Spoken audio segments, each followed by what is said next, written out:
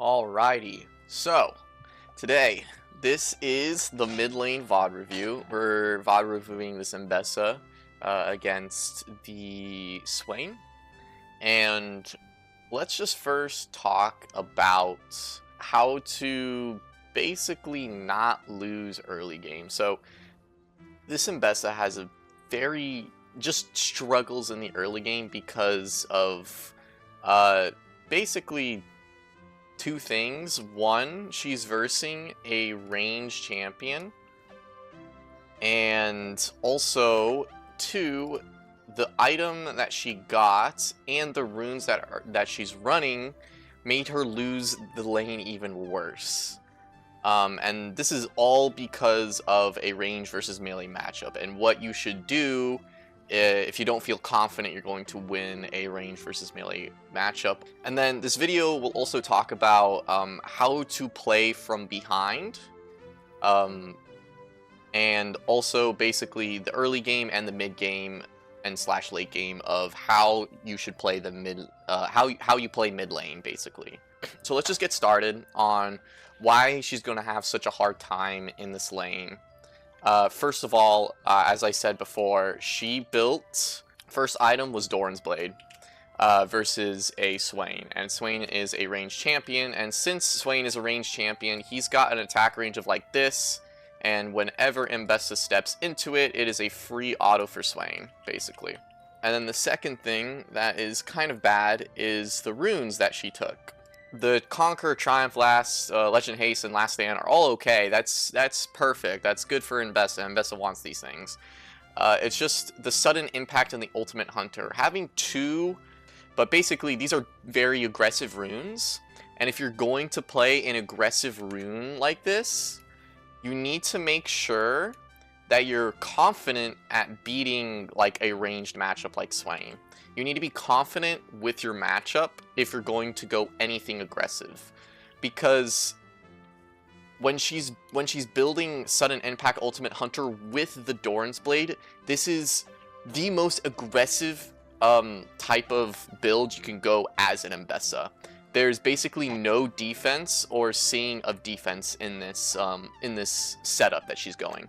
But I recommend, if you're ever versing a ranged champion as a melee champion and you don't feel confident that you're going to win the matchup in the early game and you feel like you're going to be pushed out of lane, there are two things that you can do that can really benefit it. One is purchase a Doran's Shield. Doran's Shield is super nice because if we just look at it, it gives you more HP, but also it restores HP if you actually get hit by a champion, and you can restore up to 45 HP. And guess how much HP that will be when you get hit by Swain? Swain only has 58 attack damage, and you already have armor. Basically, when he autos you, you're going to get basically the HP back if he autos you. Just one auto, you're going to get basically all that HP back. And then also another thing you can do is build Second Wind. And if you don't know what Second Wind is a rune. It's one of the little, oops, I did not mean to mean this. It's a rune. And it's one of the defensive runes that you can run. This is kind of like the gist of what I would have ran if I didn't feel confident about winning this matchup. It would be something like this. I'd still take the Conqueror, the all of the precision is fine. I would just go for a Resolve Tree. And these two are, so the Resolve Tree is very helpful for basically helping you early game. And I say the early game is extremely important when it comes to what will happen for the rest of the game. If you do not have a successful early game, you're not going to have a successful late game. And it's gonna be hard playing the late game and playing the mid game because you are so far behind. So the Resolve Tree is very helpful in creating defensive tools to help you in lane, and also defensive tools for later on if you're not really worried about the lane. So first of all, we got Second Wind. After taking damage from an enemy champion, heal for 4% of your missing health plus 3 over 10 seconds. This is also another rune that does the same, basically almost the same thing as Doran Shield, you won't get as much HP, but basically if you run Doran Shield and second wind and then the Swain autos you, you're going to get your HP back and maybe even more depending on how low you are. So this will help your laning like really, really well. And then I want to run Unflinching here. So Unflinching, you gain armor and magic resist when you get crowd controlled, and also for the 2 seconds after you. And if we just look at the amount of crowd control, and it's just simple. When you boot up into the game, you can see your enemy team. You can see that, oh, Renekton has a stun. So we have 1 crowd control here. We have a knockup from Belveth. We have an E from Swain, which is a root. Nyla has a knockup as well. And then this is a charm and a knockup. You will, no matter what now, you will always, pretty much always get hit by CC in some point. Now, why don't we make ourselves more defensively when we get hit by that CS? And that's what this rune does. It makes us more defensively when we get hit by, not CS, crowd control, CC. And this was basically what you should run if you're going to have trouble in the early game. And then you can switch Unflinching to like Revitalize if you have more shield power. And you could also switch it to Overgrowth if you're not really worried too much about the laning phase and you just want more HP at the end of the game. And that's basically the runes that you should run if you're going against a ranged matchup and you're a melee champion and you're not comfortable. There's always different things you can do. So like, well, let's say you're versing a melee matchup and you're confident that you don't need second wind. Great. You don't need Doran Shield either. Great. I would still go Resolve Tree. Resolve Tree is super strong if you're versing like something that has a lot of burst. So if you're Mbessa and you're versing something like a Zed, if you're versing something like an Akali, like a Katarina, like an Ahri, they're, well, I guess not Ahri, but Akali, Zed, Katarina, stuff that is still melee, I highly recommend going Bone Plating. Bone Plating is super strong when you want to decrease the amount of damage that you take from a burst champion, like Katarina, like Zed, like Akali. They're very burst heavy, and what it does is that for the next 3 spells that you get hit, it'll reduce the damage that you get that is taken from them. So this will be an extremely helpful defensive tool if you have it up and they don't have Bone Plating up. This will pretty much make sure that you win a trade if you have Bone Plating up. Or if you're going to lose a trade, at least not lose as much HP when you have Bone Plating up. But that's just one thing that I feel like is extremely important when we want to talk about playing League of Legends, is that the early game is extremely important, and it's what makes the game easy or hard, or somewhere in the middle. So taking some defensive options for the early game is great. It's really nice to have if you're going to struggle in the early game. And as this Mbessa is going to do, she's going to struggle because we're versing a ranged champion matchup. So I would say a good, pickup would have been going Doran Shield and second wind. And we're going to talk about something that I already talked about in the beginner guide video, which is wave control, and who gets wave control, and how can you get wave prio, and how this all works basically. So as I said before, every time a wave comes, there's kind of like a turning point on who will get wave control. Naturally, people who get wave control, it first comes down in the early game, it comes down to who has range advantage. Range advantage is extremely strong in the early game because Swain can poke you out under his minions. He'll be like back here and he'll just poke you out this way, and then he doesn't get attacked by minions, you're losing HP for free, and it's just an easy way for him to get lane prio. And if you have the wave advantage, it just means that you have more minions than the enemy, and you're attacking the wave more than them basically. And if you're a melee champion and you're versing a ranged champion,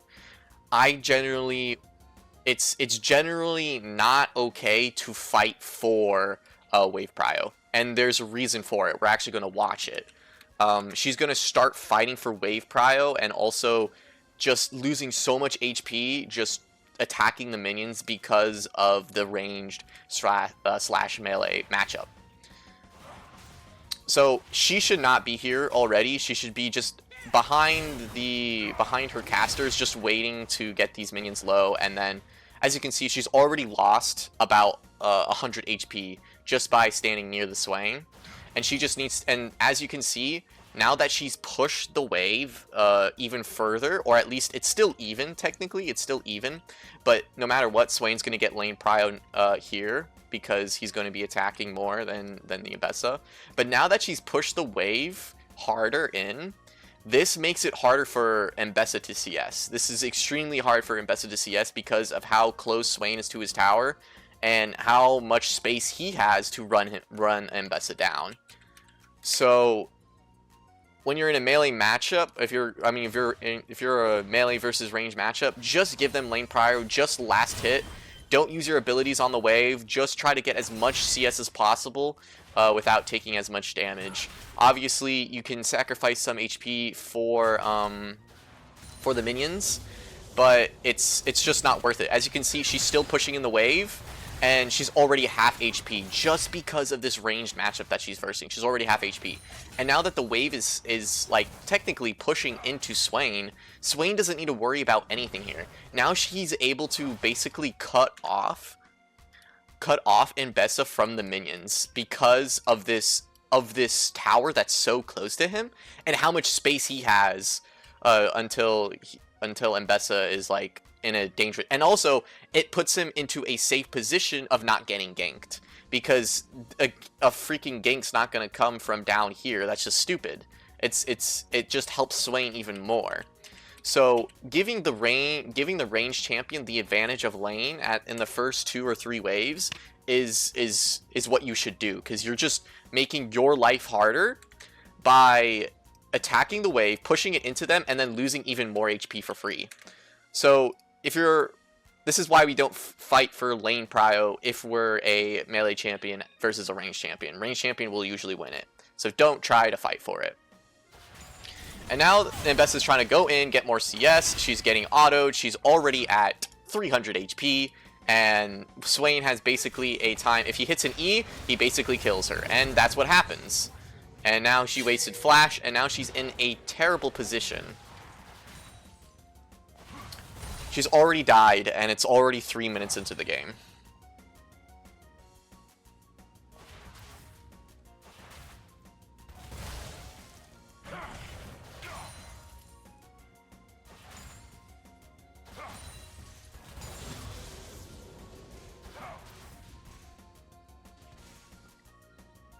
So basically, to recap of the early game, if you're a melee champion and you're versing a range champion, just to recap, do not push the wave in, do not try to fight for lane prio. You are literally making your life harder by doing those things because of the advantage of the range that Swain has, or just the advantage of a ranged champion. They are able to cast abilities super far away from you, and then they're just damaging you for free, and then you're going to basically never get lane prio because you're losing all your HP. And this kind of like talks about the other ways to get lane prio, or how you get lane prio. So one of them is a range versus melee matchup. If you're ranged, you most likely get the push in the early game. But after like level 3, 4, and 5, the melee champion can actually start fighting for lane prio, because they'll have abilities up and they'll have ways to run down the ranged champion. And if the ranged champion uses an ability, like if Swain uses his E and he casts it, this is a prime time for a melee champion to punish the use of an E, or punish the use of a get out of jail free card that I talked about in the beginner guide. when we're going towards level 5, 6, 7, 8, the lane prio can actually start being fought over if it's a range versus melee matchup. The melee champion will have the abilities to get to the range champion, and it'll also it'll now just depend on the HP of your champion and the HP of the other champion. That's like the second biggest, it's now the first thing that you should be looking at is, in order to get lane prio, you need to have more HP than the lane opponent. Because the more HP you have, the better trades you can get, because you can sacrifice more and they can't. And that brings them into a position where they need to play more defensively, and then that puts you in a position where you can play more aggressively. So we're now going to talk about what to do when you're behind. Like, we could already tell that Mbessa's behind, and there's no way that she's going to be able to jump on Swain unless the wave starts pushing into her harder. So there is such a simple thing that you can do when you're already starting to become behind, and that is to just last hit the wave. And when I say last hit, you want to stand behind your casters so the range champion has to step up closer to you. And while you're sitting behind here, he's going to auto the minions more, and this wave's going to push into you. All you have to be is patient, because when this wave starts pushing into you, you're able to CS better. So obviously you're probably going to drop 1 or 2 minions when you're doing this type of defensive play, but this is way better than losing half of your HP and then basically having to recall because you can't fight the Swain anymore. Because the wave will, once it's going to crash into your tower because you're letting it, it's going to bounce back to him, and if Swain is smart, he's going to slowly take out the minions, and the wave will always push towards him, and then now you're put into a terrible position again. So just keep your HP as much as possible and try to CS as safely as possible. But as we see with this Mbessa, she does both of those things wrong. She's not going to be far away. Is playing a little bit more defensively than she was before, but now she's going to step up for another one caster minion that's worth 21 gold, and she steps up and then she gets punished hard. She loses like 200 HP there. She actually lost 300 HP there just from that one trade. And Swain only needs 3 of those trades for him to basically win the matchup. And now she's doing a good job at staying behind. But this, yes, getting the whatever is a good thing for you. But look at you. You're losing everything, and now you're dead. So here's so right now something is happening that's really important. This is like 8 minutes into the game. The team, so your team and Bess's team is on the dragon, and your wave is getting pushed in. This is the prime time to obviously not go to the dragon. Guaranteed gold is good. She's doing a good job. This is why I say it's a good job. Not going for this objective is a good thing, because we're talking about guaranteed gold is better than random chance gold. If she goes to this fight, so if Mbessa goes to this fight and let's say she loses, she loses basically 2 waves. She'll lose 2 waves if she goes for this fight and she loses the fight anyways. She gained nothing, the enemy gains more than her, and then she just screwed herself even more. If the Mbessa doesn't go for the fight, she gets all this guaranteed gold, and obviously they might lose here, but now she's able to stay ahead, or at least get back into the game by getting her guaranteed gold. Now, if Mbessa goes for the fight and they actually win it, well, that's good for your team, but if you do not get a kill, you only get 50 gold for an assist. And then you just lost basically, what is it, 110 gold? Because you wanted to go for the fight, and you're just losing even more, basically. So this is why I say guaranteed gold is better, because in most cases, you might as well take the gold that you can get. And as you can see, they do end up getting the drag, but losing the fight. And Mbessa does something even stupider later on, or at least I would say is pretty stupid. She pushed the wave in. We already know that, sorry, not blue, red.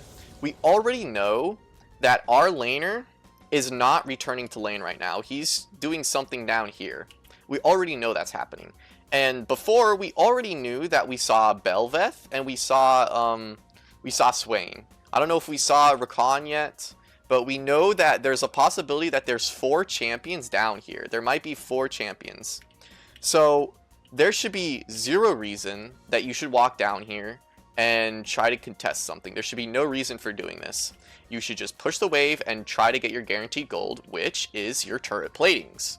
And this is why I say you should go for this. And Mbessa goes down here and accomplishes absolutely nothing. She spots a control ward, and then that's it. She's going to spot a control ward, and then she's not even going to be able to take it because Swain is coming back to lane.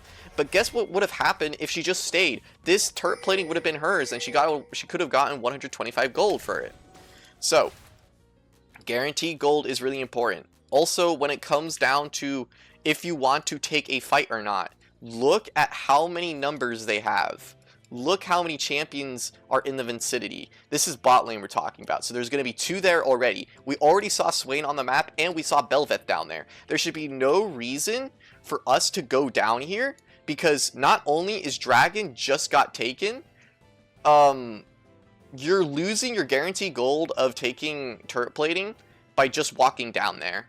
So just go for your guaranteed gold. This is why it's so bad for you to waste your time just wandering around doing nothing. You're losing a bunch of gold.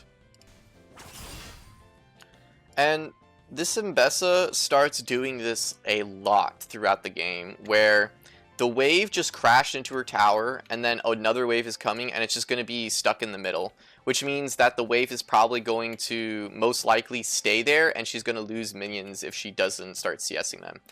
Whenever you get back to lane and a turret, like the lane is going to be equal, this is another reason, or this is another another thing about guaranteed gold is better than random chance gold.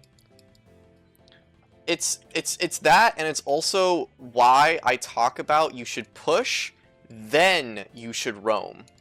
And there's a reason why you should push and then you should roam, because she's going to roam a little bit after she pushes this wave, and just by this little roam that she does, she loses 1, 2, and a cannon from that little roam of just taking out a control ward. She's about to lose another one too. I think she does lose it. Yep, she loses basically the whole wave just from this one roam.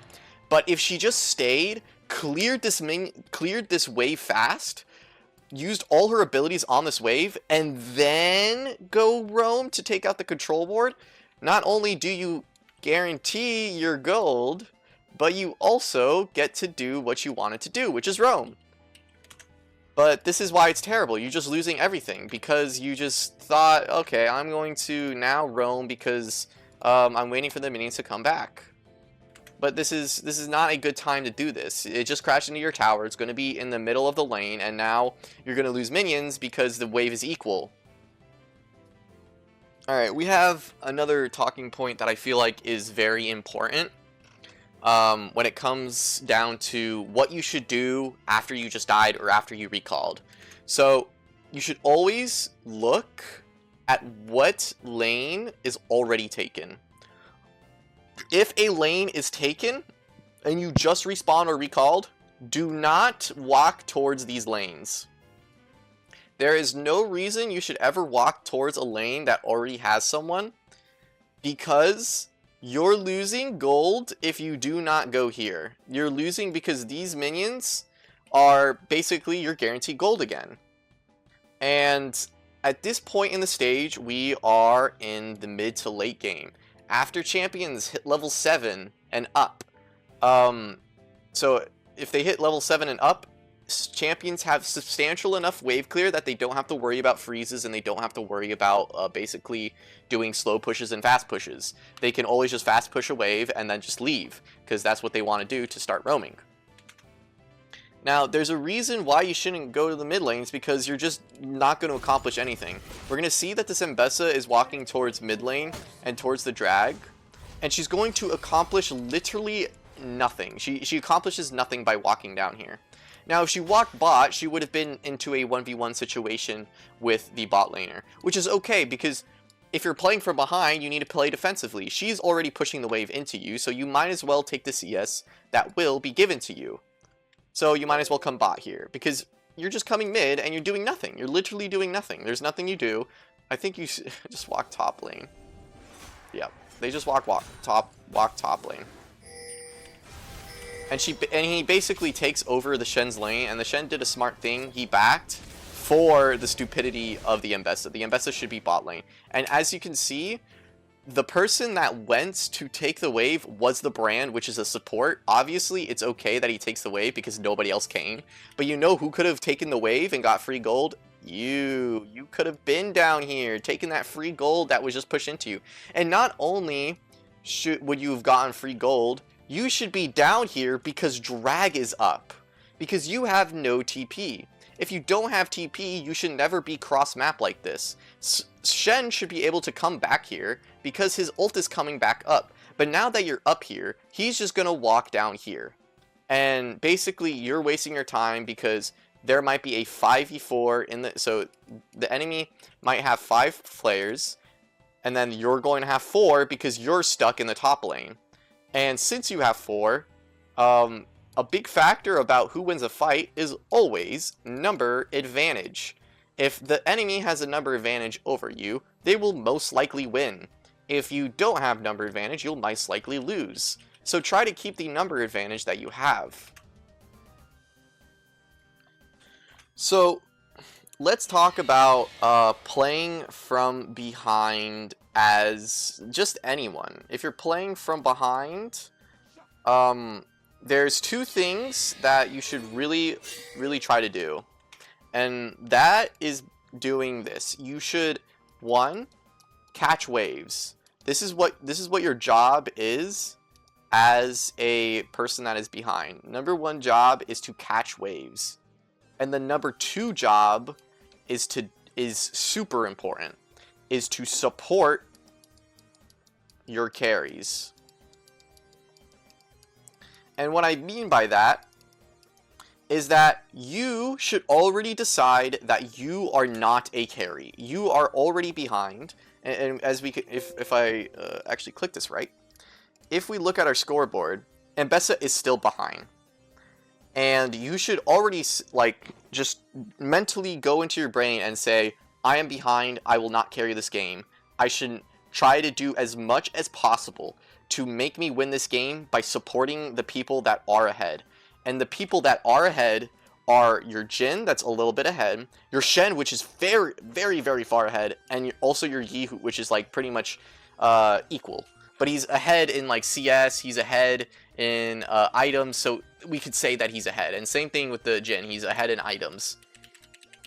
So support your carries as much as possible by catching waves for them, and by also just staying around them at all times. Stay around the Yi, stay around the Jhin, stay around the Shen, because those are going to be the people that are going to start fights, and those are going to be the people that are going to help you win the fight. And you should never worry about dying anymore. Dying is yes, bad for you, but it's good for your team as long as you're taking a good fight and you know that that your teammates can carry, which is your Shen, your Yi, and your Jhin. Those are your carries. So when I say catch waves, the only when I say you should catch waves, catching waves is how do I say this? The definition of catching a wave is going to a wave in a side lane, or just going to a lane that a wave is pushing into you. So if any of these waves are pushing into you and nobody is heading towards the direction to catch it by taking the CS and stuff, that means that is your job to catch it. We should always have people, or we should, in the mid to late game, you should always have your waves pushing into your opponent. And there's a reason for that.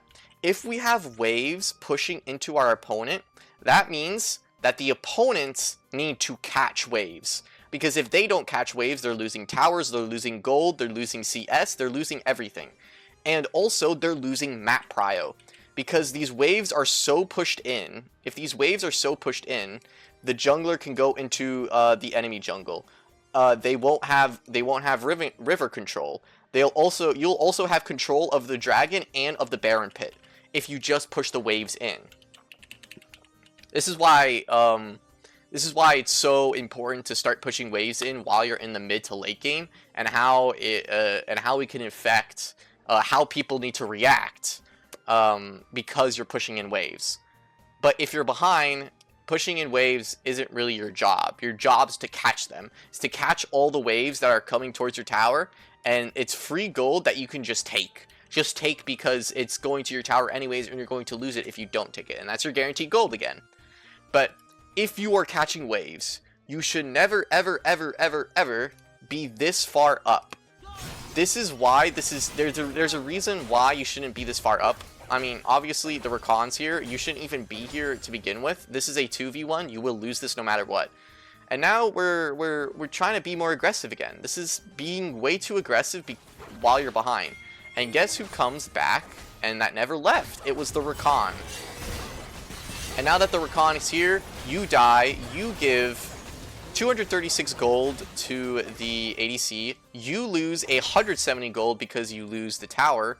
And guess what? You get to lose even more gold, or you made your opponents gain even more gold because both of them just got 175, and all of the rest of them that weren't there got 50.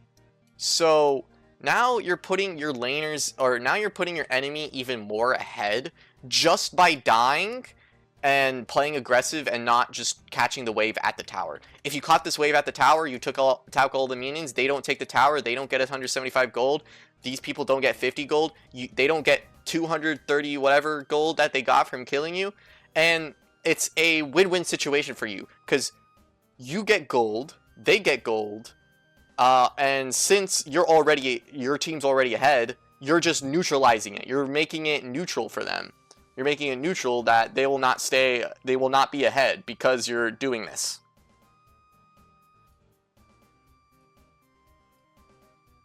So let's now just recap about what you have to do as a mid laner in the early game and at the mid/late game. So in the early game of a mid laner, it is the one thing that is very important is trying to understand wave control.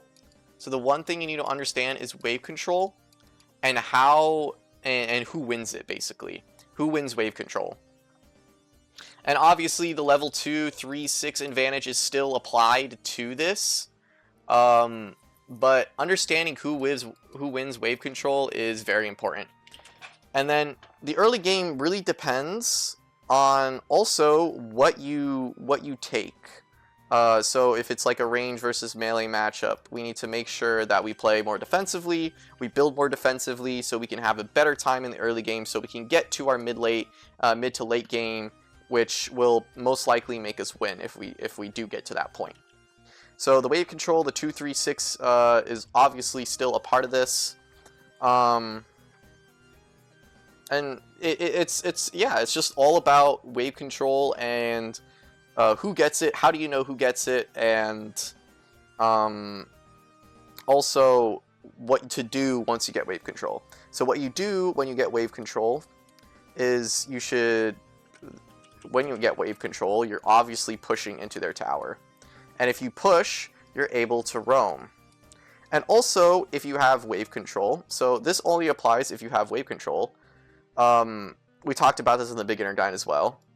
You should try to kill your laner. So these are the two things that you should try to look for every time you go back into lane, is do I want to push and roam or do I want to kill my laner? And this only applies if you have wave control. If you have wave control, push and roam helps a lot because they're pushing into their tower, the wave is going to bounce back into you, and then you have a lot of time in order to help the other teammates that you have. Kill a Laner is really nice with wave control because since you have wave control, they have less minions, you have more minions, meaning you will take less damage from the minion wave, they will take more, and most likely you will win the trade every time you try to trade with your opponent. And that's kind of the gist of the early game. It's, do you want to push and roam? Do you want to kill your laner? The 2-3-6 advantage still applies, but mostly it's all about the wave control and who gets it and how do we fight for it and how do we know when we can. So mid to late game, there's generally two paths on what we do as a mid laner, and it also depends on the summoner spell that you take and how you like to play, like your play style and stuff like that. So it can be very similar as a it could be as similar as a top laner. So you push sides, which creates pressure, which in turn lets you either take towers or allows you to roam. So when we're pushing the side, there's two different paths we can take when we're pushing a side. We can push sides to, this is a push the sides into tower. This is the push sides into tower. This is this type of gameplay you want to try, or you want to do. You push the sides into their tower, which creates pressure, which you're able to either take towers if they don't match you, or you're able to roam. And this will also be very beneficial if you had TP. This is always beneficial if you have TP, because you can always just push sides towards their tower. Because you have TP, you don't really have to roam as hard, because the TP will do the roaming for you. And then there's the second, basically the second type of pushing the side. So the second type of pushing the side is catching waves. That's the second type. And when I say second type, is when a wave is pushing into you, into your team's towers, you want to catch the wave and then push maybe like one or two more waves. So this is how you know when you're already set for, let me just get rid of this for a second.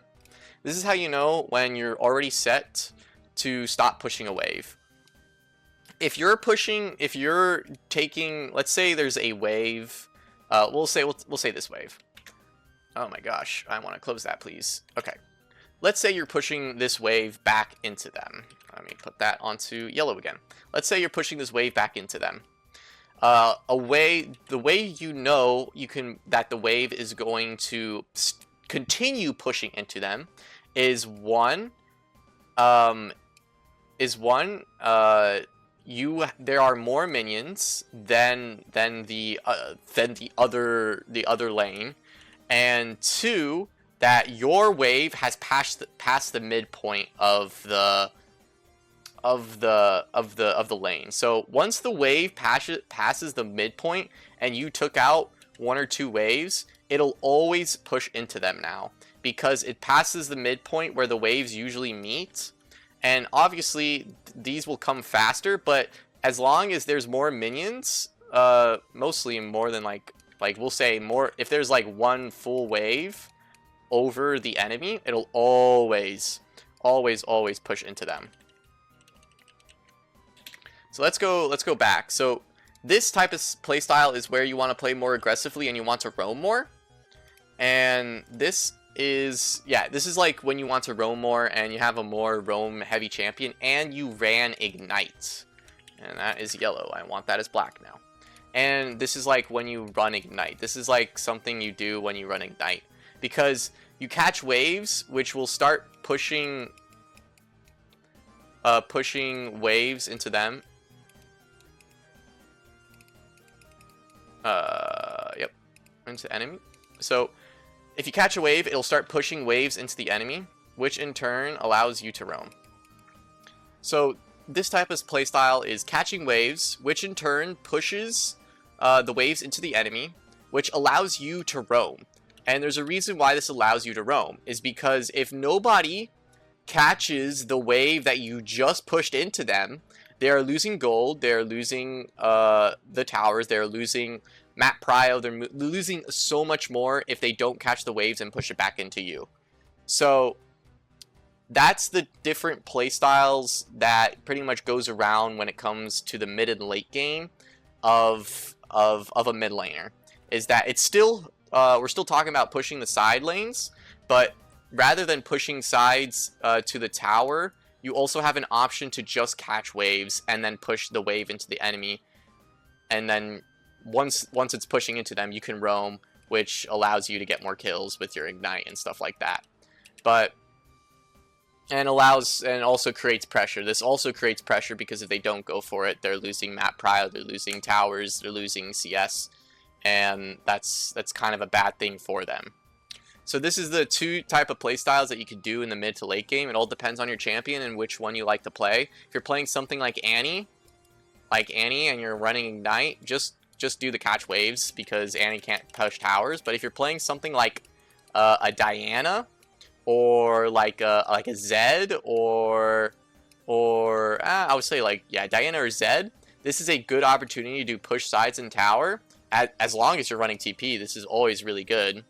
But this is a nice thing that you can do as a Diana and Zed, is to push sides into their tower, which creates pressure, which you're able to take the tower or you roam. And yeah, those are like the two different playstyles that you do in the mid to late game. So let's talk about the last thing that we basically talked about is how to play from behind. So you are behind. You are behind in some way in the early game. How can you help your team as much as possible as someone who is already behind? Number one thing that you can do is to start doing what you're supposed to be doing anyways, which is catch waves. That's what you should do. You should catch waves as much as possible in order to get your guaranteed gold, basically. And then the number two thing is to support your carries. So you already know that you are behind, and you know that you won't get ahead unless you have someone backing you up. And this is where it comes down to support your carries. Find the people that you know are already doing good, which was the Shen, the Master Yi, and the Jhin. And basically, after you've finished catching the wave, go support your carries. Just go support them. That's what you should be doing. And I think that is kind of it. I don't think we talked about anything else. But thank you for watching. I hope you got some information from this, and I hope this has helped you in some type of way.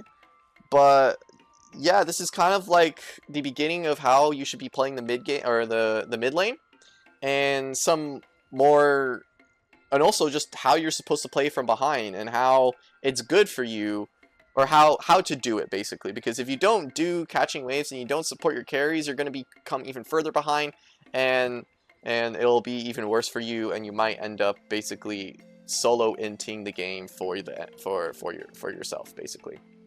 So I hope you guys enjoyed the video.